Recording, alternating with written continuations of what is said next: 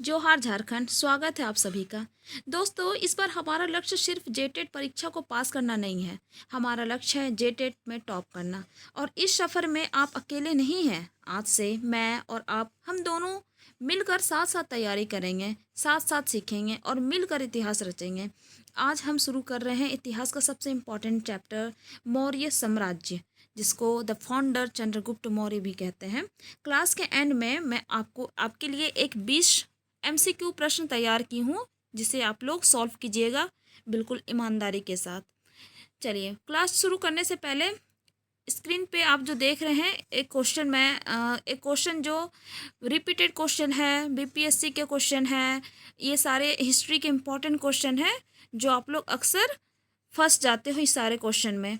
और जैसे अशोक के किस शिलालेख में कलिंग युद्ध के भयानक नरसंहार का वर्णन है और इसकी लिपि क्या थी, या मेगास्थनीज के अनुसार पाटलिपुत्र के महल में सुरक्षा की क्या अनोखी व्यवस्था थी। ओके, घबराइए मत। ये सारे प्रश्न आप चैप्टर एंड तक आपको बारी बारी मिल जाएंगे। तो चलिए स्टार्ट करते हैं। First, that is the founder the Chandragupta Maurya. क्या है? मौर्य समाज के संस्थापक कौन? चंद्रगुप्त मौर्य। देखिए, ये जो है ये इसका एरिया है, कैसे डिवाइड है ना। पिलर, ये सारे जो अलाइन दिए रखे हैं ये पिलर है। इसकी भूमि चंद्रगुप्त मौर्य ने 321 ईसा पूर्व BC में अपने गुरु चाणक्य, जिसको हम कौटिल्य की सहायता से नंद वंश के अंतिम शासक घनानंद को पराजित कर मौर्य साम्राज्य की स्थापना की। मगध इसकी केंद्र सत्ता का केंद्र बना। मगध, समझ गए। चाणक्य का क्या योगदान है? मैं बहुत इंपॉर्टेंट नोट्स तैयार की हूँ, जिससे आप लोग बस सुनिए। हिस्ट्री बस एक स्टोरी की तरह आप लोग इसको पढ़िए, ना ही रटने की बात नहीं है, बिल्कुल समझिए। चाणक्य का योगदान क्या रहा? चाणक्य ने अर्थशास्त्र नामक प्रसिद्ध ग्रंथ लिखा। ठीक है, यह पुस्तक राजनीति, लोक प्रशंसा और सैन्य रणनीति पर आधारित है। इसका अर्थशास्त्र या इकोनॉमिक्स से सीधा संबंध नहीं है, यह शासन कला की पुस्तक है। अब देखिए, साम्राज्य का विस्तार क्या है। चंद्रगुप्त ने उत्तर पश्चिम में सिकंदर के उत्तराधिकारी सेल्यूकस निकेटर को पराजित किया। याद रखिएगा, सेल्यूकस निकेटर को पराजित किया है। संधि के तहत सेल्यूकस ने हेरात, कंधार, काबुल और बलूचिस्तान के क्षेत्र चंद्रगुप्त को सौंप दिए। साथ ही अपनी पुत्री हेलेना का विवाह चंद्रगुप्त से किया। ठीक है, दूसरा पार्ट देखिए, साम्राज्य का शासन, रूलिंग द एम्पायर। मौर्य साम्राज्य इतना बड़ा था कि इसके अलग अलग हिस्सों पर अलग अलग तरीके से शासन किया जाता था। जैसे पाटलिपुत्रा, जो कि केंद्र नियंत्रण था, राजधानी और उसके आसपास के इलाकों पर सम्राट का सीधा नियंत्रण था। पाटलिपुत्रा अधिकारियों को कर जैसे टैक्सेस वसूलने के लिए नियुक्त किया जाता था। जो लोग राजा के आदेशों का उल्लंघन करते थे उन्हें अधिकारी सजा देते थे। सेकंड, जैसे प्रोविंसेस, प्रांतीय केंद्र। ठीक है, साम्राज्य को सुचारू रूप से चलाने के लिए इसे प्रांतों में बांटा गया। प्रोविंसेस मतलब यही है। जैसे तक्षशिला, ये भी क्वेश्चन आते हैं। तक्षशिला जैसे उत्तर पश्चिमी का द्वार है तक्षशिला, याद रखिएगा। और उज्जैन जैसे उत्तर से दक्षिण भारत जाने का मार्ग, उत्तर से हमारा, ठीक है, उसको उज्जैन कहते हैं। और इन प्रांतों पर राजकुमारों जैसे रॉयल प्रिंसेस को राज्यपाल, गवर्नर बनाकर भेजा जाता था। कर या नजराना, टैक्सेस या नजराना क्या है? टैक्स क्या है? यह नियमित रूप से इकट्ठा किया जाता था। किसान, शिल्पकार और चारवाहे अपनी उपज या सेवाओं का एक हिस्सा, आमतौर पर उपज का 1/6 भाग टैक्स के रूप में देते थे। नजराना, यह अनियमित रूप से लिया जाता था। जब भी संभव हो, लोग स्वेच्छा से या दबाव से विभिन्न वस्तुएं राजा को उपहार देते थे। चौथा है मेगास्थनीज का विवरण। ठीक है, मौर्य साम्राज्य और पाटलिपुत्र। सेल्यूकस निकेटर ने चंद्रगुप्त के दरबार में मेगास्थनीज को अपना राजदूत बनाकर भेजा था। मेगास्थनीज ने जो कुछ भी देखा उसे अपनी पुस्तक इंडिका में लिखा, इंडिका पुस्तक है, ठीक है। मौर्य सम्राट का विवरण क्या है, देखिए। जनता के सामने आना, राजा जब भी जनता के सामने आते थे तो एक बहुत बड़े उत्सव के रूप में जश्न मनाया जाता था। उन्हें सोने की पालकी में ले सजाया जाता था। सुरक्षा व्यवस्था क्या थी? सम्राट के अंगरक्षक सोने चांदी से सजे हाथियों पर सवार थे। कुछ अंगरक्षक पेड़ों को लेकर चलते थे, जिन पर प्रशिक्षित तोते होते थे, के सिर के चारों ओर चक्कर लगाते थे। असुरक्षा का डर देखिए, राजा को हमेशा अपनी जान का खतरा रहता था और उनकी हत्या ना कर दे इसलिए वे कभी लगातार 2 रात एक ही कमरे में नहीं सोते थे। पाटलिपुत्रा राजधानी शहर का विवरण देखिए। मेगास्थनीज के अनुसार पाटलिपुत्र एक विशाल खूबसूरत शहर था।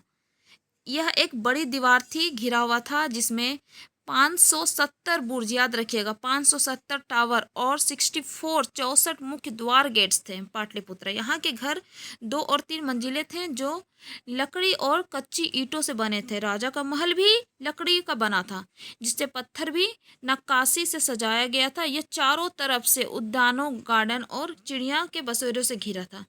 अशोका जुवार इन कलिंगा, ये बहुत इंपॉर्टेंट है। कलिंगा का युद्ध देखिए।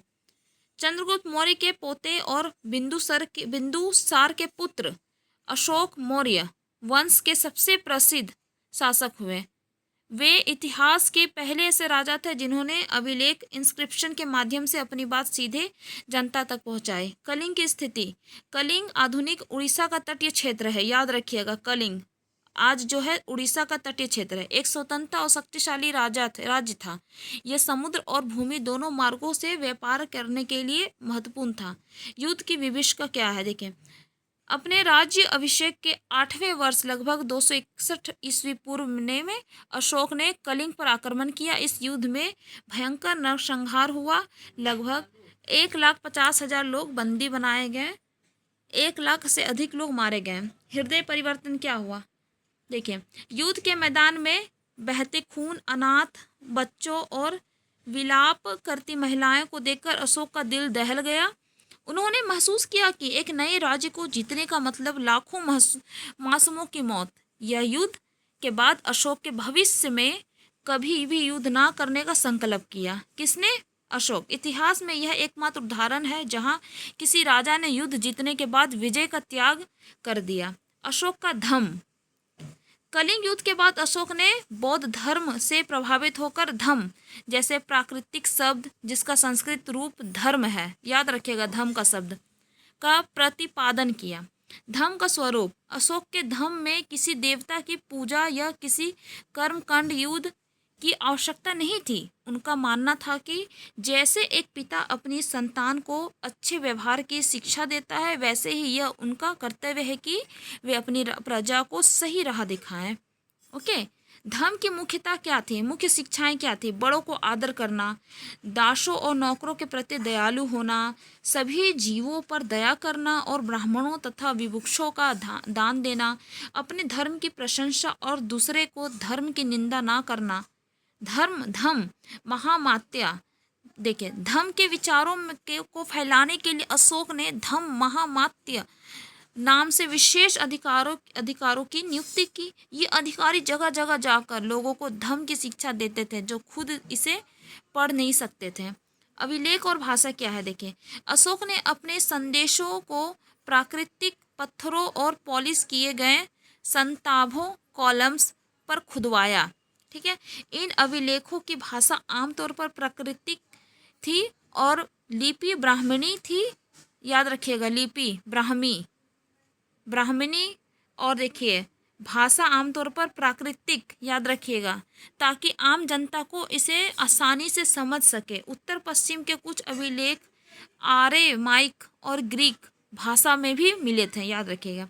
अंतर्राष्ट्रीय प्रसार। अशोक ने धर्म के प्रचार के लिए अपने दूत सीरिया, याद रखिएगा, सीरिया, मिस्र, ग्रीस, श्रीलंका भी भेजे। उन्होंने अपने पुत्र महेंद्र और पुत्री संघमित्रा को बौद्ध धर्म और धम्म के प्रचार के लिए श्रीलंका भेजा था। अब एक इम्पॉर्टेंट जेटेड के लिए कुछ इम्पॉर्टेंट क्विक टिप्स देखिए। चाणक्य के अन्य नाम कौटिल्य और विष्णुगुप्त। ग्रंथ कौन से? अर्थशास्त्र चाणक्य और इंडिका किसका था? मेगास्थनीज का था। कलिंग का आधुनिक नाम उड़ीसा है, ठीक है। अब आज की जीवन। लिपि क्या था? अशोक के अधिकांश अभिलेख ब्राह्मणी लिपि में है, जिसे सबसे पहले 1837 में जेम्स प्रिंसेप ने पढ़ा था, याद रखिएगा। अशोक का नाम अभिलेखों में अशोक को प्रायः देवा नाम प्रिय प्रियदर्शी, देवताओं का प्रिय सुंदर मुखाकृति वाला कहा गया है। ठीक है, अब यहाँ से हमारा चैप्टर का MCQ स्टार्ट होता है। आप लोग, मैं इसका कुछ एक्सप्लेनेशन भी दी हूँ। मौर्य साम्राज्य की स्थापना चंद्रगुप्त मौर्य ने किस वर्ष की थी, ये देखें। चाणक्य द्वारा रचित प्रसिद्ध ग्रंथ अर्थशास्त्र का मुख्य विषय क्या था? राजनीतिक और शासन कला। यूनानी राजदूत मेगास्थनीज को किस राजा ने चंद्रगुप्त मौर्य के दरबार में भेजा था? सेल्यूकस निकेटर ने मेगास्थनीज के उस प्रसिद्ध पुस्तक का नाम क्या था? याद रखिएगा, इंडिका। ये सारे क्वेश्चन मैं 20 क्वेश्चन में दी हूँ। देखिए, आप लोग वीडियो को स्लो करके आप लोग पढ़िएगा इसका। Thank you. नेक्स्ट चैप्टर के लिए रेडी रहिएगा और प्लीज़ कमेंट कीजिए अगर आपको अच्छा लगे, और आगे लाइक्स कीजिए, इसको सब्सक्राइब कीजिए, जिससे मैं मोटिवेशन होके SST का पूरा पार्ट हम दोनों मिलके कवर कर सकें, साथ साथ मिलके।